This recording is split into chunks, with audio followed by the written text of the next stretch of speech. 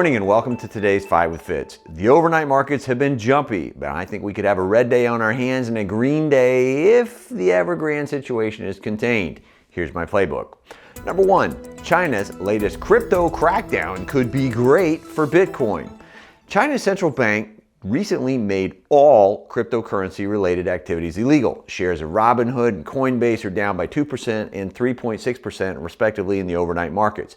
Not surprisingly, as I've said for several months now, this leaves the digital yuan as the last crypto standing in China. China wants to unseat the US and is becoming increasingly aggressive about doing so. Even then, the latest move could be great for Bitcoin if history holds. Take a look at this graphic. Point 2, Nike didn't just do it. Global apparel juggernaut Nike cut guidance because of supply chain woes, forecasting mid-single-digit growth for fiscal 2022. Now, critically, that's down from previously double-digit forecast. Not surprisingly, shares gave back 4% in pre-market trading. People are going to go bottom fishing, but I think owning Nike shares at this point could be riskier than many think. The next 12 months are going to be super tough. Point number 3, Evergrande misses bond payment. In fact, they biffed it and the markets are roiled. Now, I've told you repeatedly that discussions about how the company could make its payment earlier this week were a distraction. I've said the same thing on national television too. And of course, we have this from Twitter and this from yesterday's 5 with Fitz.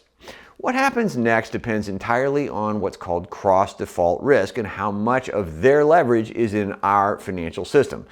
Please note that I'll be sharing my thoughts on this later today in today's Ask Me Anythings if you're part of the One Barhead family, including why you should care, what this means for your money, and the moves you need to make, etc.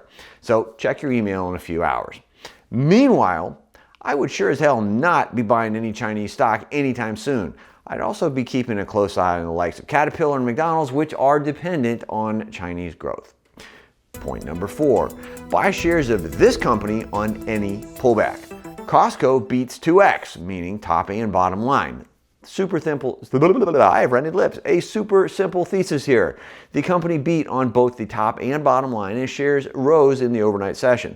I'd be looking to buy on a pullback if it gets swept up on any downdraft today. Point number 5, Amazon CEO Jassy's charm campaign is a sign of things to come. Newly seated Amazon CEO Andy Jassy has launched a charm offensive campaign on Capitol Hill this week, and I think it's a good thing to go with it.